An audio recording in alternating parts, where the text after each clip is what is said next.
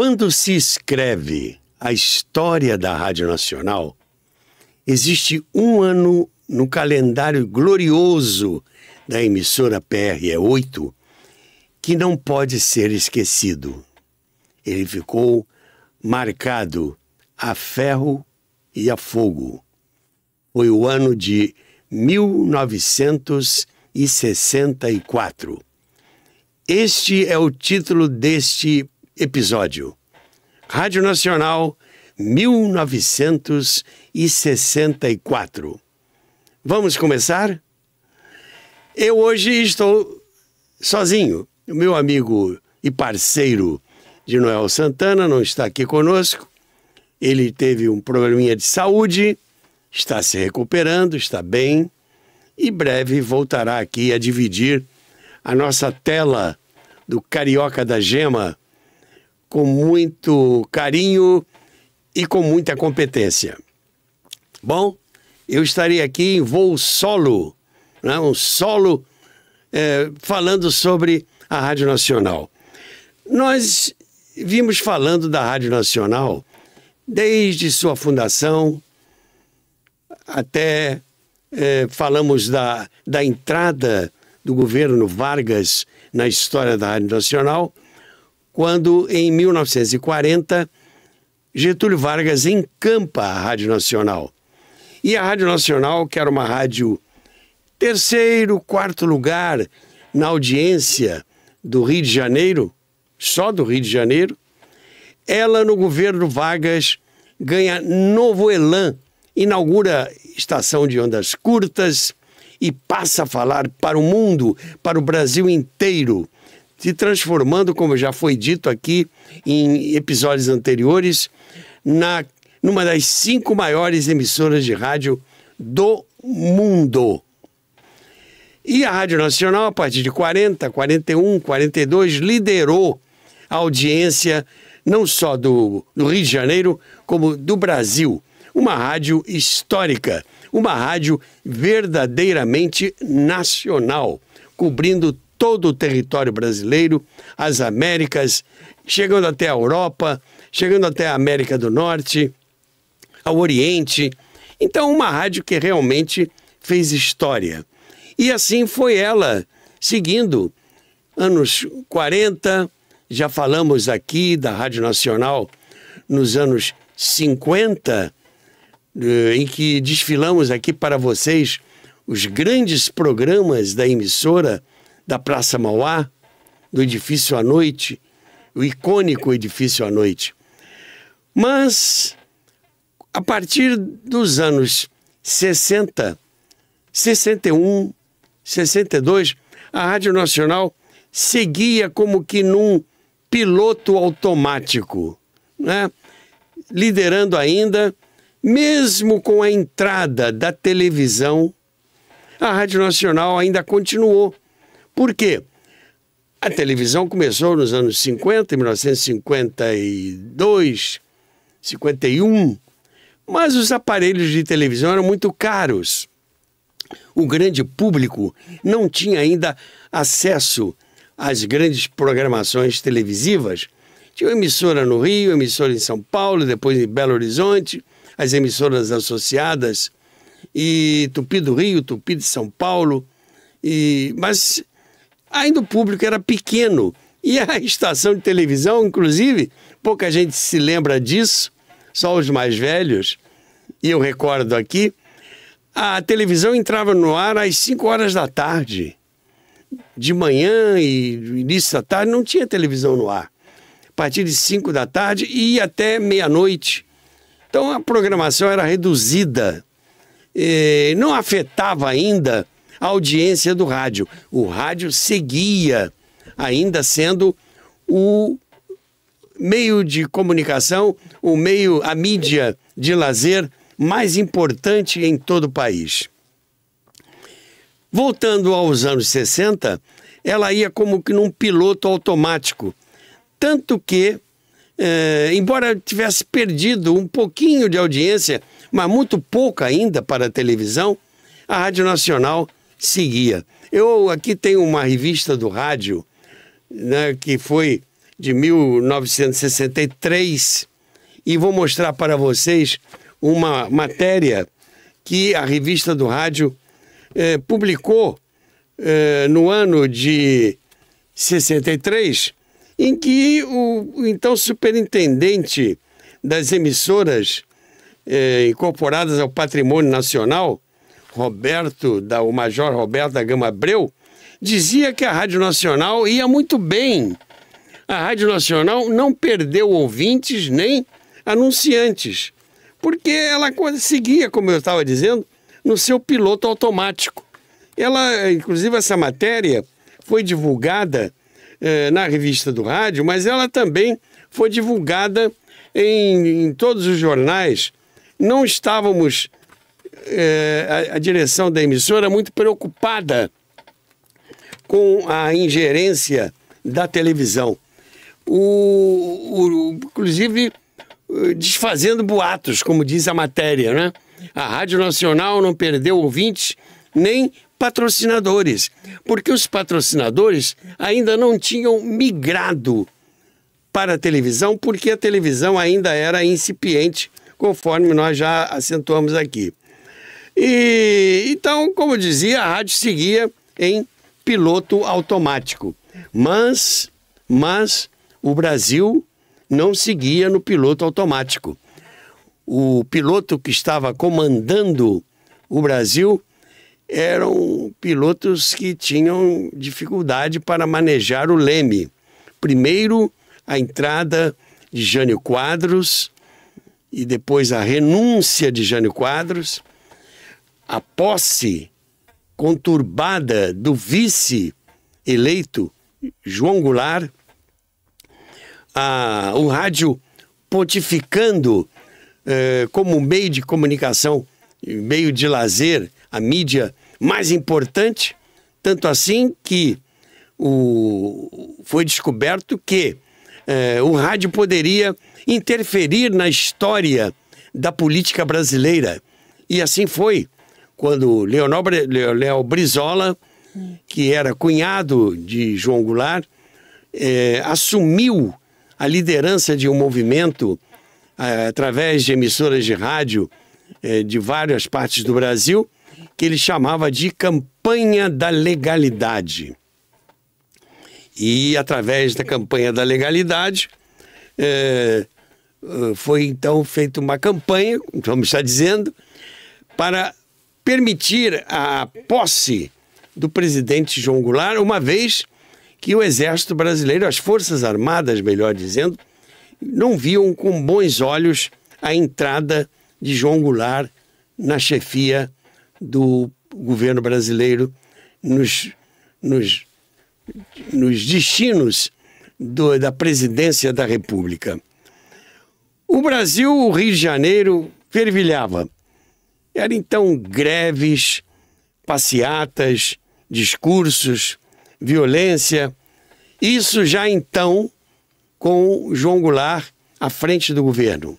Ele conseguiu tomar posse, veio o parlamentarismo, uma solução política para ele assumir o governo.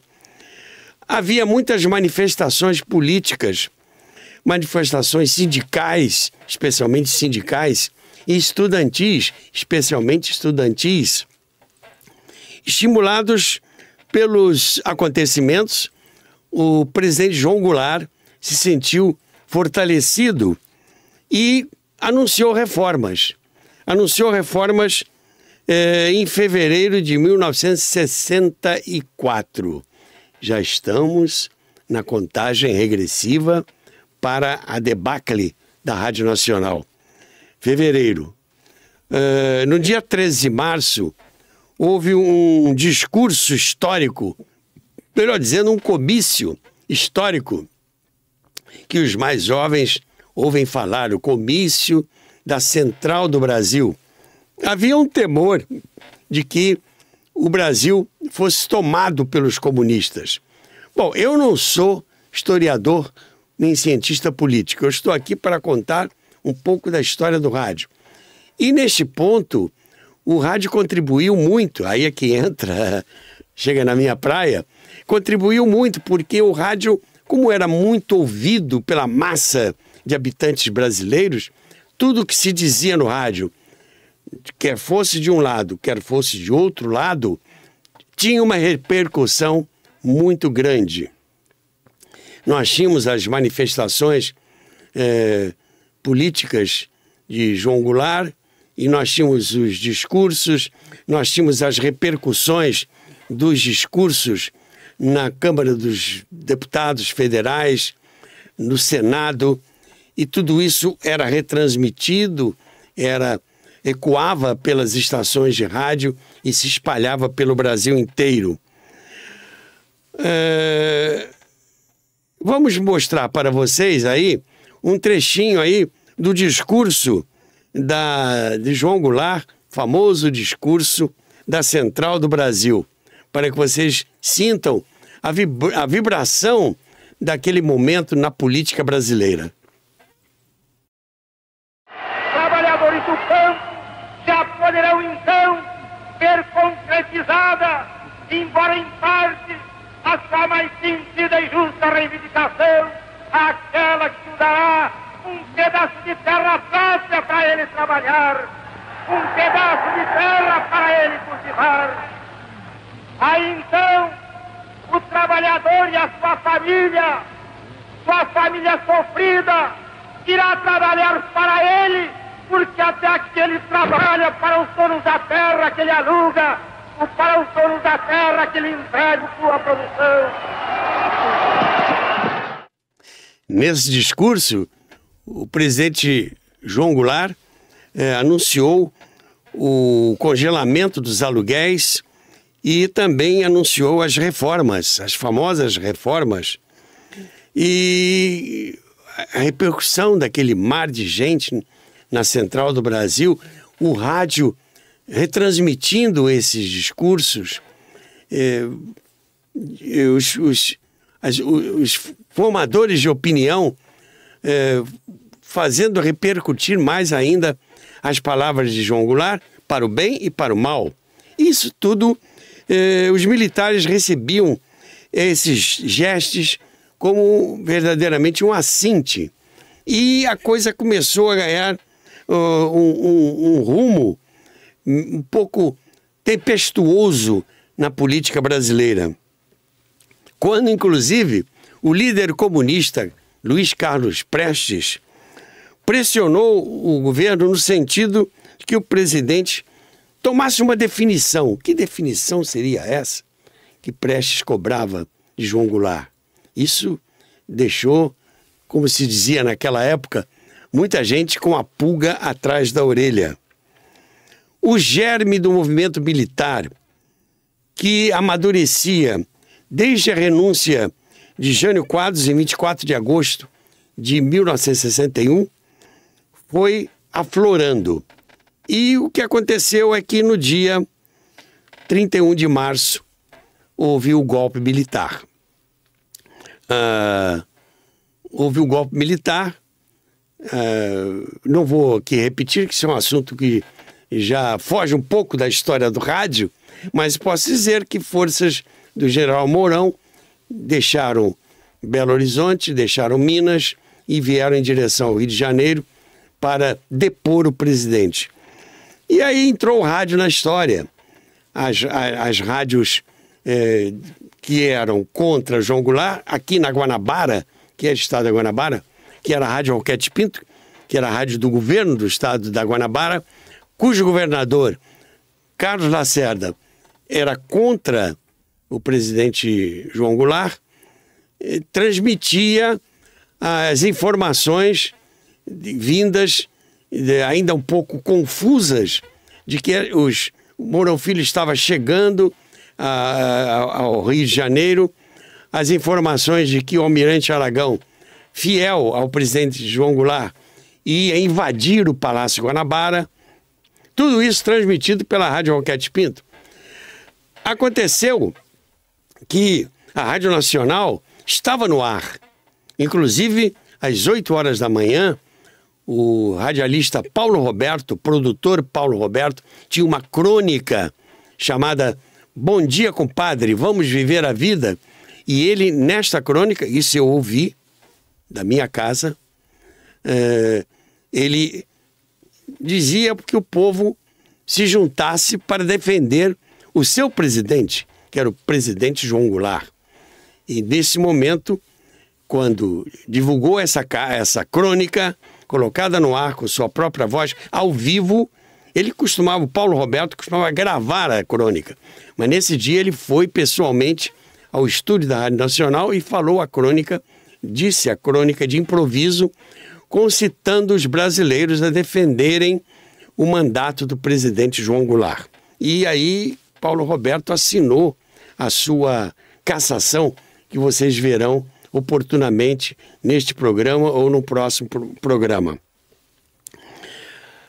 Agora, falando da Rádio Nacional, enquanto tudo isso fervilhava, greve geral, movimentos sindicais, greve dos bancários, greve dos professores, que eram sindicatos muito ligados ao presidente João Goulart, eis que, dentro da própria Rádio Nacional, aí nós entramos na história da Rádio Nacional, a participação da Rádio Nacional nesses episódios, havia dentro da Rádio Nacional, nos corredores da Rádio Nacional, uma verdadeira guerra, entre aspas, ideológica. De um lado, artistas que eram defensores do presidente João Goulart e a favor eram comunistas de carteirinha, como vários radialistas, como Nora Ney, como Jorge Goulart, como Mário Lago e outros mais, que nós vamos enumerar no decorrer deste episódio de hoje. E outros que eram contra a então ideia de ocupação comunista do governo brasileiro, da presidência da República. E havia um grupo numeroso de esquerda dentro da rádio, que praticamente estava tomando a Rádio Nacional de assalto. E tinha um personagem central nessa história. Chamava-se Emílcio Frois. Emílcio Frois, ele era presidente do Sindicato dos Radialistas e ele era o diretor da Rádio Nacional. Aí está o Emílcio Frois, como ele era justamente na época em que ele era, nos anos 60, diretor da Rádio Nacional e presidente do Sindicato dos Radialistas. O Emílcio Frois era um radioator da Rádio Nacional. Foi um artista brilhante, não só no rádio, como no teatro, na televisão. Ele tinha uma voz muito bonita. Inclusive, ele fez o papel de José na História da Vida de Cristo, que foi radiofonizada pela Rádio Nacional, pela autoria de Guiarone, como já falamos aqui em outros episódios. O Emílcio Frois era presidente do Sindicato dos Radialistas e dirigia a mais importante emissora de rádio do Brasil. E a Rádio Nacional, graças à tutela de Emílcio Frois, se transformou num verdadeiro palanque a favor de João Goulart, das reformas e da ideologia que hoje se chama de esquerda. Naquela época não se falava em esquerda, era comunista ou não comunista. Era explícito, era mais explícito do que se falar desse eufemismo, digamos assim, de esquerda, de direita, de extrema-direita, de extrema-esquerda, de centro-direita, de centro-esquerda. Eu considero isso um eufemismo. Mas isso, estimulado pelo presidente da Rádio, dos Sindicatos Radialistas e e a direção da Rádio Nacional, que o Emílcio Frois ocupava, transformou a Rádio Nacional num ambiente muito ruim, porque dos corredores havia discussões.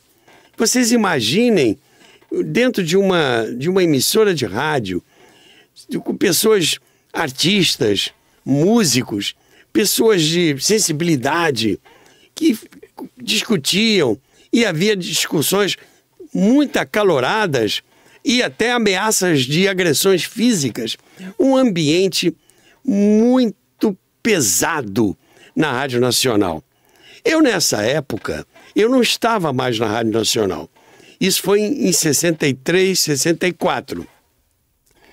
Eu saí da Rádio Nacional em 1962, mas eu ainda tinha contato com colegas contemporâneos meus e eu sabia o que acontecia dentro da Rádio Nacional. Era um ambiente pesado.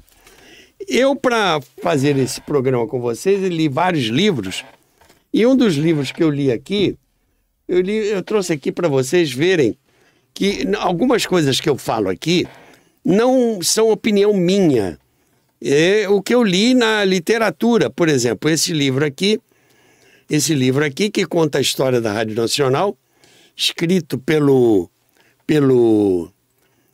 Luiz Carlos Saroldi e a Sônia Virgínia Moreira, meus grandes amigos.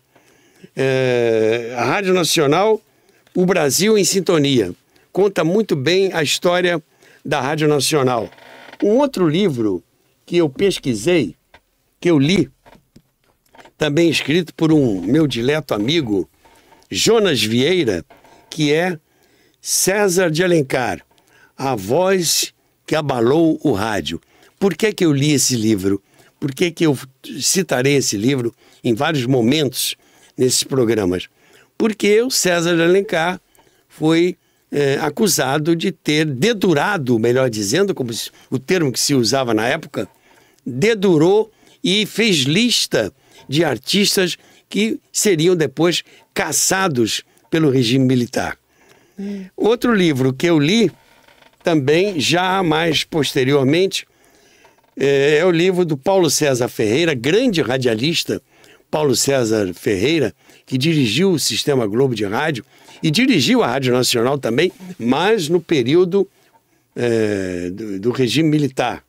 O Paulo César Ferreira escreveu de Pilares via satélite. Por que Pilares? O Largo dos Pilares fica no bairro do Engenho de Dentro, zona norte do Rio de Janeiro, e o Paulo César Ferreira morava um bairro humilde do Rio de Janeiro, e o Paulo César veio de lá. E ele fala isso com muito orgulho, e ele foi então que ele diz, ele chegou a diretor da TV Globo, da Rádio Globo, ele disse aí o título do seu livro, de Pilares da Rádio Nacional e Rede Globo via satélite. É um livro muito interessante. Então, meus amigos, também o meu próprio livro, que eu escrevi, A Era do Rádio Teatro, que fala também neste episódio. Então, eu li esses livros todos para trazer para vocês esses acontecimentos. Bom, e com depoimentos de vários artistas. Dentro da Rádio Nacional havia artistas e músicos e redatores, roteiristas, operadores, técnicos que se diziam declaradamente comunistas. O mais declarado deles, todo mundo conhece, é o Mário Lago, que dizia: a minha escova de dente está sempre separada, porque a qualquer momento eu serei preso e já levo a minha escova de dentes. Ele dizia isso. E cantores, né, como Jorge Goulart, Nora Ney, que foram à Rússia, inclusive, visitaram a União Soviética na época várias vezes, e outros mais, que a gente vai citar daqui a pouco. E havia outros artistas mais jovens, como Rodney Gomes, meu querido amigo com quem trabalhei muitos anos na Rádio Nacional, que era também declaradamente comunista.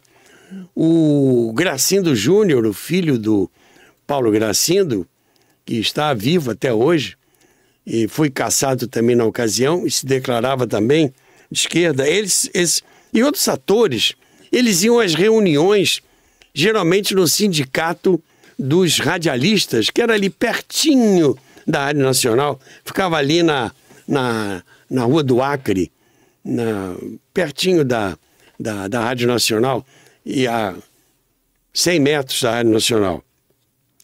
A influência de Emílcio Frois, dirigindo a Rádio Nacional e presidindo o Sindicato dos Radialistas, criava um clima muito curioso e perigoso.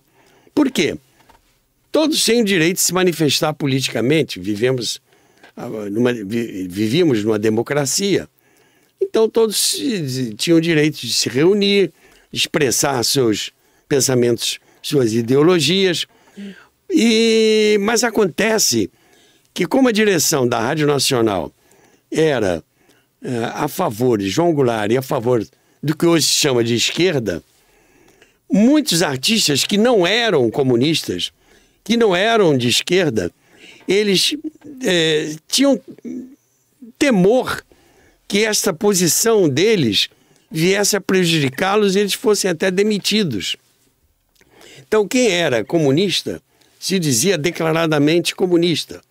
Quem não era, tinha medo de dizê-lo, com medo de uma represália, até de perder o emprego. Era uma coisa muito séria mesmo, muito séria. Vocês imaginem o que seria daqueles artistas, daqueles funcionários que estavam ali defendendo o seu ganha-pão e que, de repente, podiam se comprometer graças ao seu pensamento político. Bom, esse era o clima da Rádio Nacional. Dentro desse contexto, havia também uma outra questão importante. Havia dentro da Rádio Nacional uma associação de funcionários da Rádio Nacional, chamada de ABERNA, Associação Brasileira dos Funcionários da Rádio Nacional. O que era a ABERNA? A ABERNA era presidida por um funcionário da Rádio Nacional e ela tinha os seus estatutos, os seus objetivos eram servir aos funcionários da rádio. De que maneira? Tinha uma caixa beneficente que emprestava dinheiro a juro praticamente zero, que pagava tratamento dentário, que pagava medicamentos, que pagava consultas médicas para aqueles, especialmente os funcionários mais humildes. De onde a ABERNA tirava seus recursos? Uma coisa muito bonita. A Rádio Nacional destinava, isso é uma coisa que já vinha lá de trás ainda, dos anos 50, do início dos anos 50, a Rádio Nacional tinha um horário de 9 às 10 da manhã, que era um horário muito importante no rádio. Não era o horário 9, porque o horário 9 era à noite, programação noturna. Mas o horário matinal era muito ouvido pelas donas de casa, pelas pessoas que trabalhavam em escritório, tinham rádio no escritório, etc. Naquela época não tinha radinho de pilha, não existia ainda. Mas E a Nacional vendia esses horários para anunciantes, que não faltava anunciantes na Rádio Nacional. Todo mundo queria anunciar na Rádio Nacional, uma rádio que tinha penetração nacional e internacional. E a Rádio Nacional, a renda da venda desses horários matinais revertia todo para a ABERNA. Então a ABERNA tinha uma renda mensal bastante significativa e com esse dinheiro ela ajudava os funcionários. Era um negócio muito bem bolado, muito nobre. E outra coisa, artistas, roteiristas, cantores trabalhavam na produção deste programa e não recebiam. Eles não recebiam. Pegavam um roteirista, como por exemplo o William Faisal, que escrevia muito para a ABERNA, ele escrevia de graça, ele não ganhava nada. Então todo o dinheiro que entrava nessa programação era todo para a Berna, porque a Rádio Nacional não cobrava o horário, o aluguel de horário, nem coisa nenhuma. Tudo que ela anunciava nesse horário era revertido para a Berna. E eis que neste período, quem vai presidir a Berna é o César de Alencar. O César de Alencar era o presidente da Berna e era uma figura muito estimada pelos funcionários que usavam os benefícios da associação, porque ele deu um sentimento gerencial muito importante. E o prestígio do César de Alencar angariava anunciantes para os programas que eram patrocinados e cujo dinheiro ia para a Berna. Mas, por outro lado, o César de Alencar, ele não era a favor das ideias do Emílcio Frois, ou seja, o César não era de esquerda. Detalhe, o César de Alencar ajudou na campanha política do João Goulart. Ele, inclusive, gravou um jingle que era cantarolado pelas ruas na voz do César de Alencar. O César era amigo do João Goulart. Ele participou da campanha que elegeu o João Goulart vice-presidente da República. Mas o César não era simpatizante do Partido Comunista Brasileiro. Pelo contrário, ele era um homem, digamos assim, como se diria hoje, um homem de direita. E o César de Alencar entrava constantemente em rota de colisão com Emílcio Frois, porque o César não concordava com o caráter político que se dava à programação da Rádio Nacional, que tinha como presidente da República o João Goulart. O César não concordava com isso. Mas, por outro lado, ele era muito estimado pelos funcionários por causa da gerência que ele dava à Berna. Claro, o César tinha os seus programas de rádio.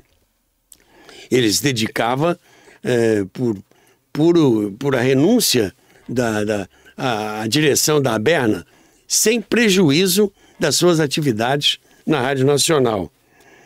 A Rádio Nacional estava, então, dividida.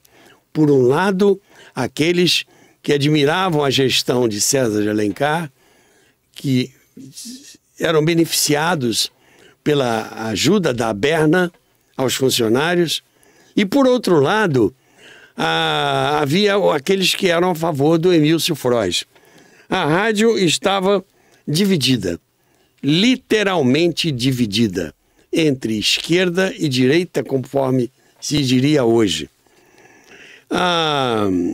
O braço direito de César de Alencar na Rádio Nacional era o Hamilton Frazão.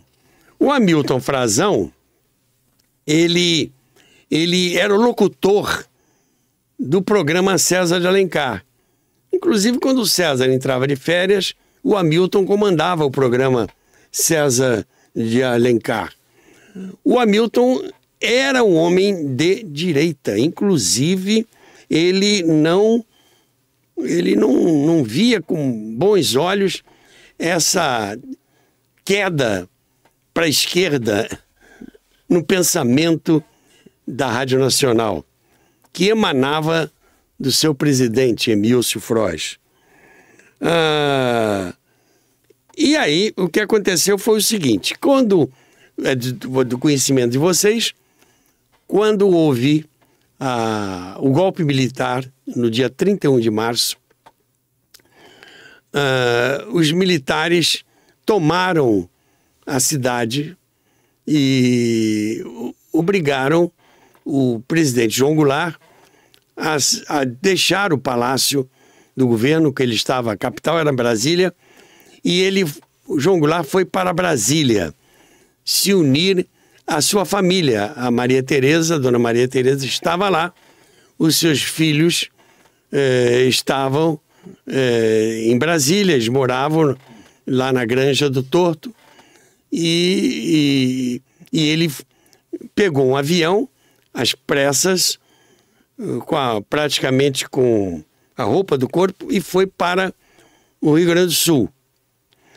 Ele não havia saído ainda do Brasil, ele estava em território brasileiro, mas aí houve um problema histórico que vocês podem pesquisar. O presidente do Senado, Auro Moura Andrade, anunciou que João Goulart tinha abandonado o país e que, com isso, a presidência da República estava vaga. Ele disse em viva voz: declaro vaga a presidência da República. Mas existem provas de que João Goulart não estava fora do país. A presidência da República não estava vaga.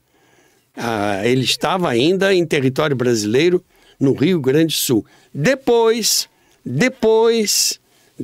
é que ele foi para o exterior, foi para o Uruguai.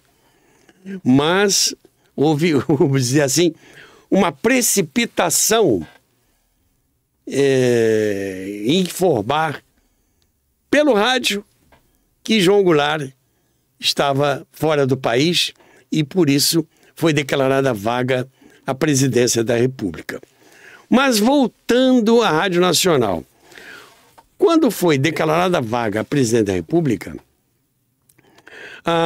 os militares estavam prestes a ocupar a Rádio Nacional. E aconteceu uma coisa muito desagradável. Um grupo de funcionários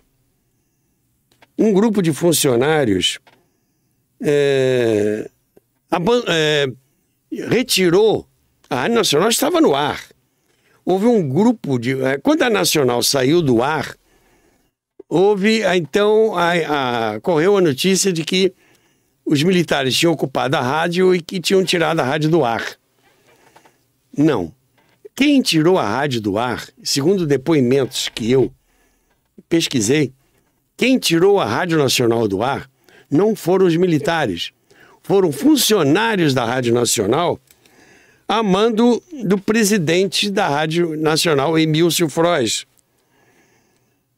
Eles retiraram o cristal e as válvulas do controle mestre, sumindo depois com esse material, colocando esse material num carro da Rádio Nacional. E quebraram equipamentos que depois tiveram que ser restaurados. Quando o Comando Militar da Guanabara tomou conhecimento que a Rádio Nacional estava no ar, disseram: a Rádio Nacional está fora do ar? Não! Põe essa rádio no ar, nós queremos a Rádio Nacional no ar. Só que quem tinha tirado a rádio do ar não foram os militares. Foram os próprios funcionários que, na fuga, tiraram a Rádio Nacional do ar. Isso foi depois apurado e alguns equipamentos tiveram que ser substituídos. A Rádio Nacional tinha bastante recurso técnico, foram substituídos e ela voltou, por ordem do Comando Militar da Guanabara, por determinação do Comando Militar da Guanabara, a rádio voltou ao ar, porque não havia interesse nenhum em tirar a rádio do ar. O que havia interesse era tirar do ar as pessoas que estavam gritando palavras de ordem pela Rádio Nacional. Eu colhi depoimento do Hamilton Frazão, que era um homem que era o braço direito do César de Alencar e que foi nomeado diretor da Rádio Nacional pelo Comando Militar da Guanabara. Quando a Rádio Nacional foi abandonada pelos comunistas, digamos assim, aqueles que tinham ideias comunistas, a Rádio Nacional foi abandonada, tirada do ar por esses funcionários. E o Comando Militar da Guanabara solicitou ao César de Alencar, que era o presidente da Aberna e era uma pessoa muito estimada pelos funcionários, assumisse a superintendência das empresas incorporadas ao patrimônio da União, a qual estava subordinada à Rádio Nacional. E chamou o Hamilton Frazão, que era braço direito do César, trabalhavam juntos, para o Hamilton assumir a direção da Rádio Nacional. Então, o César assumiu a superintendência e o Hamilton assumiu a presidência da Rádio Nacional. Eis que, pouco depois, o Exército ocupa a Rádio Nacional, faz algumas prisões e alguns que estavam lá ainda, remanescentes, eles são presos, e inclusive o Paulo Roberto, o radialista Paulo Roberto, que leu a crônica e permaneceu na Rádio Nacional. Alguém disse para ele: Paulo, se manda daqui porque o Comando Militar da Guanabara quer te prender. Mas ele não se acovardou. Ele foi, ao contrário de muitos que fugiram, ele permaneceu na Rádio Nacional. E foi preso quando ia pegar o elevador no 19º andar. Foi preso e interrogado. Já contamos isso aqui em outros episódios, quando falamos da vida de Paulo Roberto. E ele ficou lá e foi interrogado, foi preso por algumas horas e depois libertado. Na tarde de 1º de abril, ocupou os estúdios da Rádio Nacional um contingente do Exército, sob o comando do coronel Alberto de A. Cardoso. O coronel Alberto era um militar, segundo a narração do Hamilton Frazão, era um militar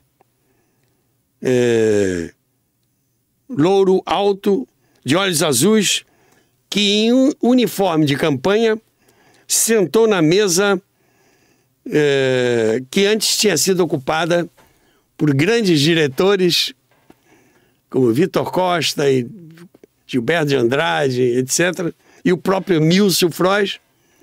O Mílcio Frois se mandou.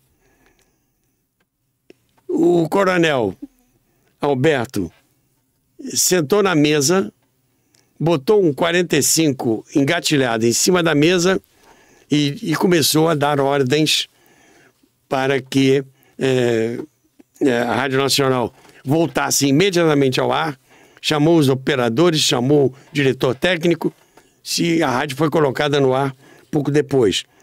E aí surgiu então a primeira lista. Eu vou pedir ao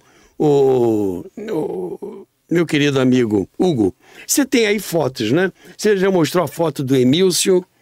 Qual é a outra foto que tem aí do César?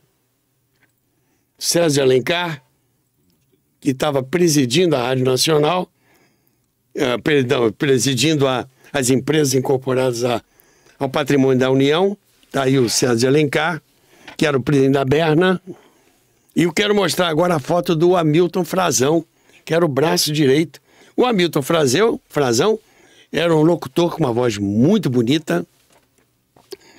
Era um locutor que tinha talento, era um homem talentoso.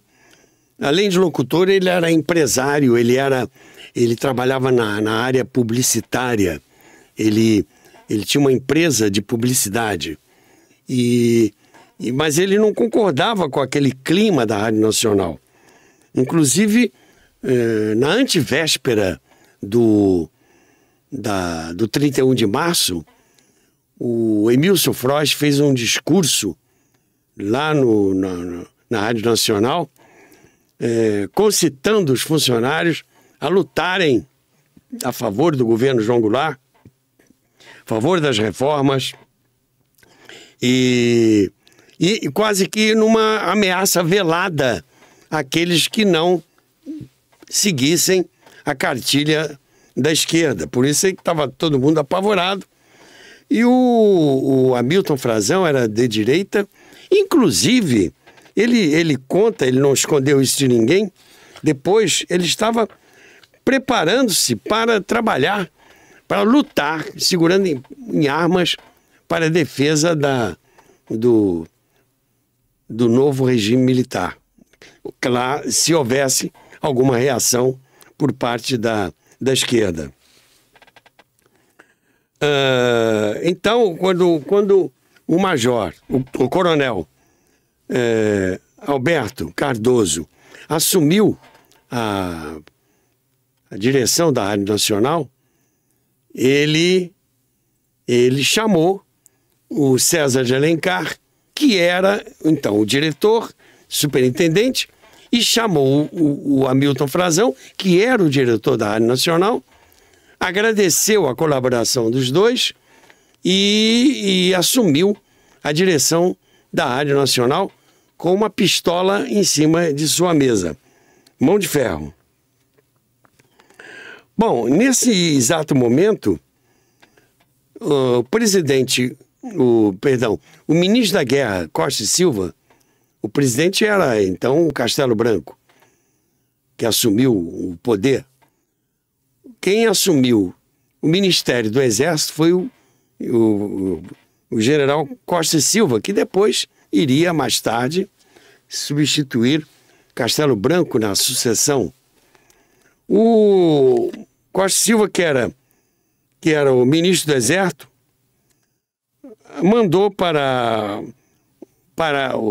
as mãos do coronel Alberto uma ordem para demissão sumária de umas pessoas que faziam parte de uma lista que vinha do gabinete do ministro da Guerra. O número das pessoas que estavam nessa lista era muito grande. E eram mais de 100. E seriam sumariamente demitidos.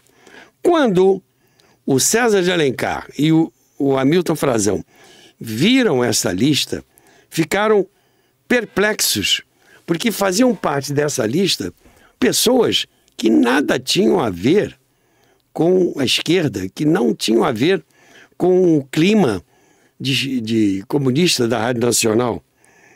E o César virou-se para o coronel e disse: coronel, essa lista não está correta.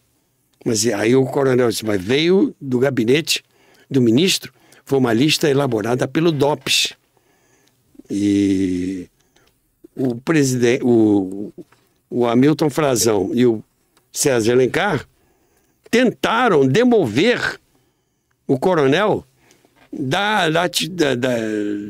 no sentido de que ele não demitissem aqueles quase 200 funcionários. Tinha gente ali que não tinha nada a ver. Tinha cantores, tinha Emilinha Borba fazendo parte da lista, Erivelto Martins fazendo parte da lista. Então, cantores que não tinham a ver, eles não eram nem políticos. Por que cargas d'água estavam eles fazendo parte daquela lista gigantesca? O argumento de César de Alencar e de Hamilton Frazão é que aquelas pessoas não eram ligadas ao governo deposto e que o coronel investigasse melhor. O coronel disse que não, que ele, como militar, ele cumpria ordens superiores. A lista tinha vindo do gabinete do ministro da Guerra, tinha sido elaborada pelo DOPS e, como tal, a ordem era demitir sumariamente aquelas pessoas. Mas, ao contrário do que muita gente diz, é que César de Alencar elaborou uma lista e Hamilton Frazão elaborou uma lista, segundo as pesquisas que eu fiz, eles não elaboraram lista nenhuma. Essa lista veio pronta do gabinete do ministro da Guerra e eram quase 200 artistas, funcionários, operadores, técnicos, músicos. E o trabalho do César e do Hamilton Frazão foi demover o coronel no sentido de que reexaminasse aqueles nomes, já que havia gente ali que não tinha nada a ver com a história. Havia, sim,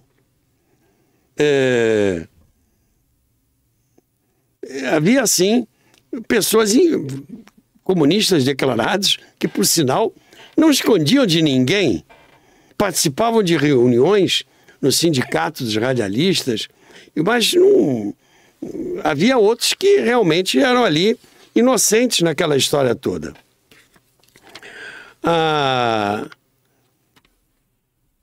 Houve uma lista pequena, esta sim, foi elaborada pelo César de Alencar e pelo Hamilton Frazão. Era uma lista pequena, mas que constavam dessa lista aqueles funcionários que depredaram a rádio, que tiraram a rádio do ar, que carregaram peças importantes que impossibilitaram a emissora de ficar transmitindo. Esses funcionários foram punidos, foram relacionados pelo César e pelo Hamilton no período em que o César de Alencar e o Hamilton Frazão foram diretores da Rádio Nacional. Eles foram punidos não por atitudes de esquerda ou comunista, eles foram punidos porque depredaram o patrimônio público, tiraram a rádio do ar. Por isso eles foram punidos. Mas depois se misturou tudo e se acusou o César e o Hamilton de terem feito uma lista maior. Não foi bem assim. A história não foi bem esta. Foi algo bastante triste. O que aconteceu é que, finalmente, por influência do Hamilton e do César, muitas pessoas foram retiradas dessa lista. Muitas pessoas. Oportunamente nós vamos dar a lista e vamos dizer as pessoas que constaram da lista final. Essas pessoas foram retiradas porque não tinham nada a ver, conforme eu já acentuei. E era uma lista de mais de 200, que ficou reduzida a 100 e poucos. E depois foi reduzida para 80. E a Rádio Nacional, o que aconteceu foi o seguinte: como o César de Alencar era uma figura muito importante, muito conhecida, e era o presidente da associação, da Aberna, eles foram acusados de terem dedurado. Quer dizer, a história não foi bem assim. A história é muito simplista se dizer que o César e o Hamilton Frazão elaboraram uma lista. A história não foi bem esta. Esta lista já veio pronta, a lista foi depurada. Foi depurada e sobraram aqueles que realmente não escondiam de ninguém que eram comunistas. Todos não escondiam de ninguém. Então, meus amigos, essa foi a história verdadeira do que aconteceu. O Hamilton Frazão ficou muito chocado com esses acontecimentos todos, porque ele não, na verdade, ele não elaborou lista nenhuma, nem o César elaborou lista nenhuma.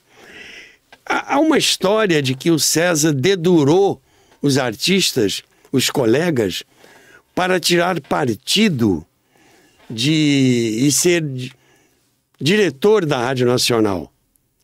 Ele chegou a ser, né?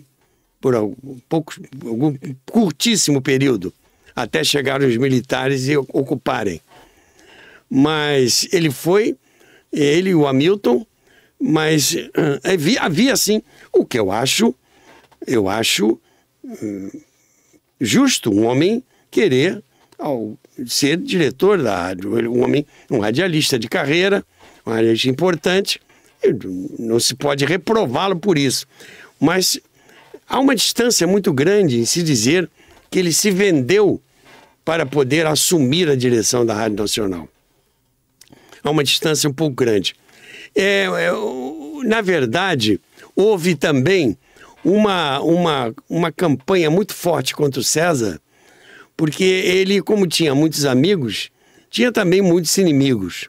E ele tinha um gênio meio assim, era temperamental, era nervoso. Por quê? Porque era uma pessoa muito responsável, ele comandava o programa dele com mão de ferro, e isso angariava algumas antipatias. E disse que ele serviu aos militares e depois pediu para ser diretor da Rádio Nacional. E houve até alguém que disse que os diretores esnobaram e disseram assim: já não precisamos mais de você. Isso não está provado que isso realmente aconteceu.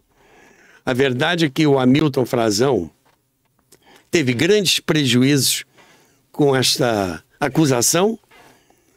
O César de Alencar carregou por sua vida fora este estigma de tal maneira que toda a sua brilhante carreira de radialista, eu digo isso no meu livro, foi mais citado como dedo duro, como acusador, denunciador de colegas, do que por seus méritos de talento.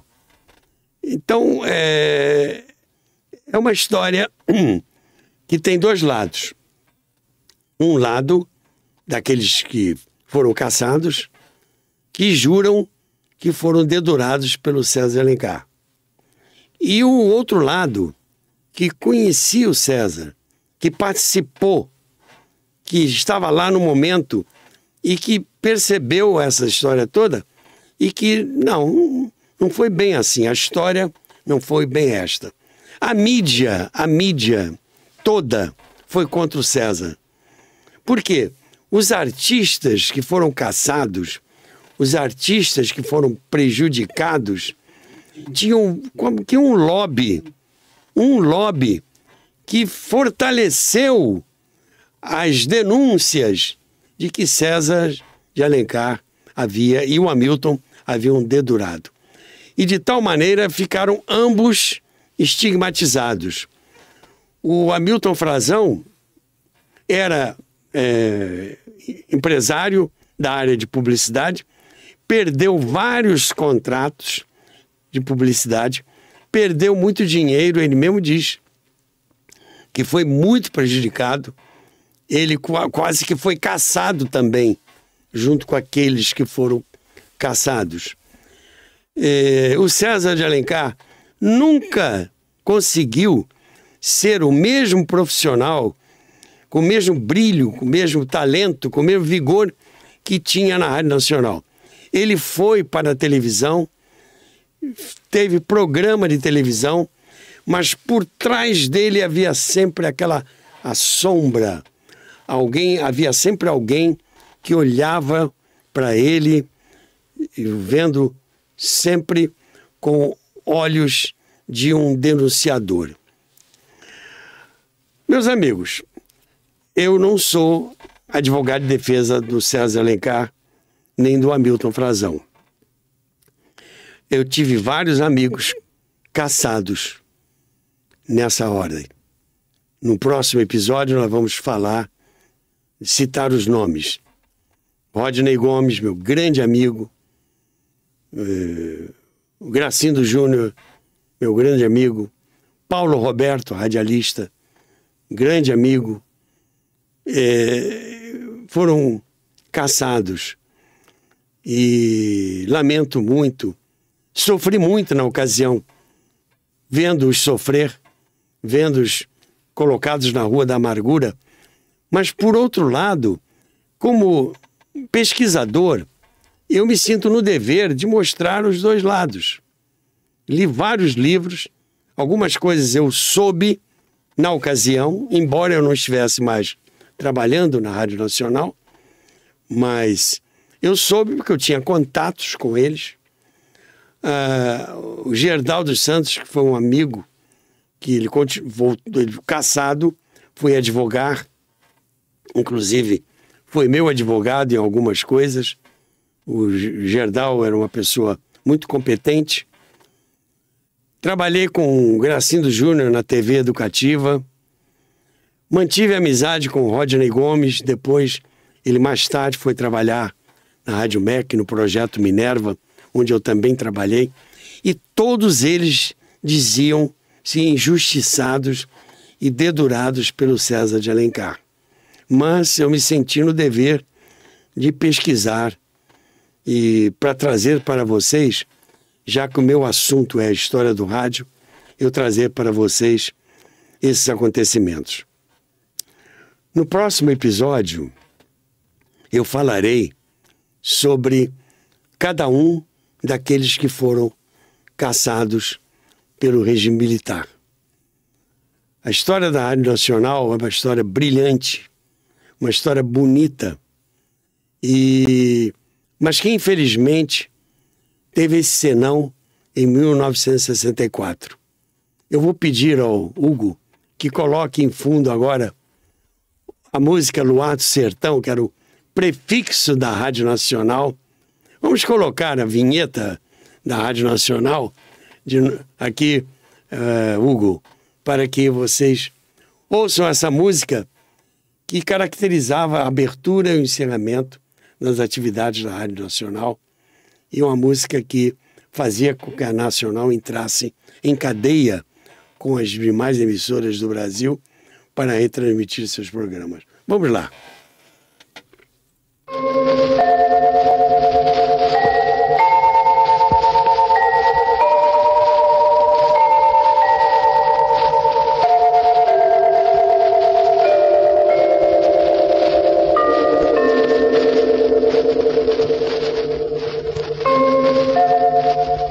Emissoras brasileiras da Rádio Nacional do Rio de Janeiro, Brasil. Vocês ouviram o Celso Guimarães, que foi o primeiro locutor da Rádio Nacional. Foi ele que anunciou, quando a Rádio Nacional entrou no ar, no dia 12 de setembro de 1936, ele disse: esta é a Rádio Nacional do Rio de Janeiro. E ele agora disse: emissoras brasileiras.